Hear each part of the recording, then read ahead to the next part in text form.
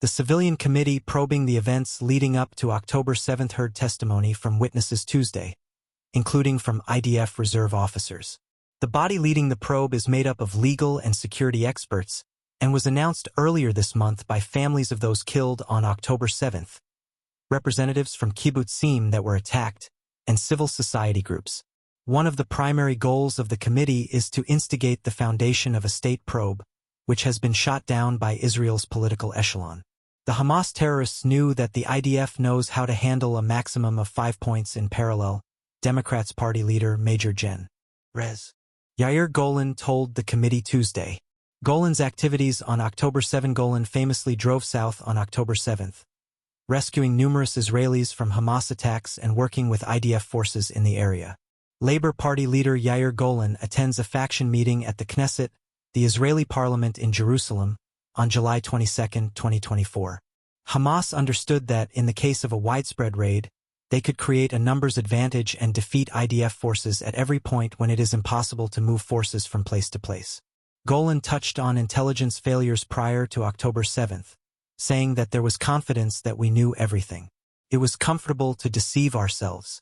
Israel created a thesis that the conflict can be managed, he said, adding that an expression heard among the political and military echelon is that you don't need to solve problems. You can manage them. Golan listed the main failures at the committee's request. The first is that Israel's entire defense system was visible to Hamas. We created the illusion that we had an almost hermetic defense. What did Hamas do? Learned and challenged us, said Golan. Golan said the second failure was the belief that the adversary was not serious and unable to handle what Israel saw as an impossible challenge. Hamas learned the IDF's methods and found a way to surmount every challenge, said Golan.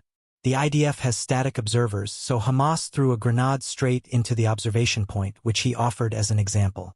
The third failure was that Hamas managed to neutralize the command and control system in the IDF from the division to the company level.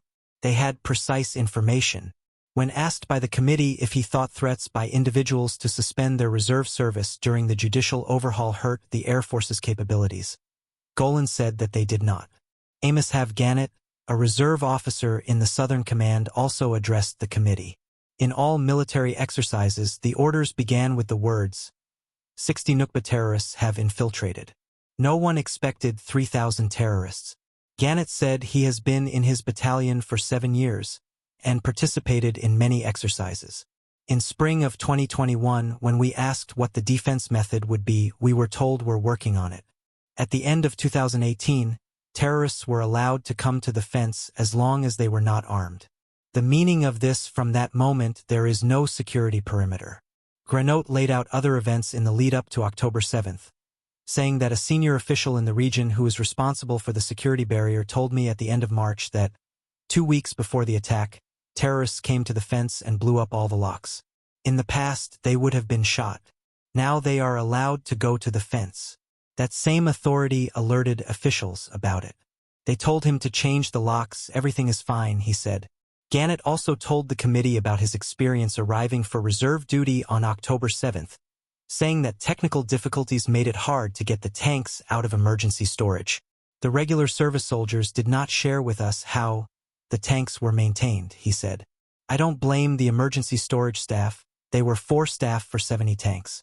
On October 14, the replacement parts needed to handle the storage problems ran out, said Gannett.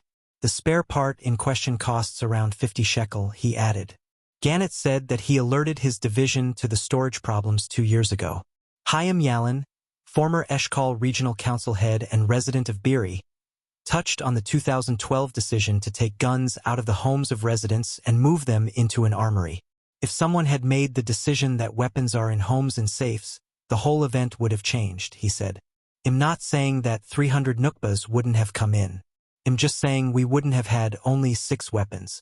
The 6 weapons were accessible because they were in people's homes, while additional weapons in the armory were not available to Beery residents because Hamas took over the area, Yalin added. Tomer Nitzan, a resident of Netiv Hasera, told the committee that over the past few months, there were regular and increasing security events near his moshav, including people approaching the fence and shooting. This is an article from the Jerusalem Post at July 30, 2024. Please check the link at the description. Pictures gotten from internet and may not correlate with the audio. If you like the video, please subscribe. Thank you for listening.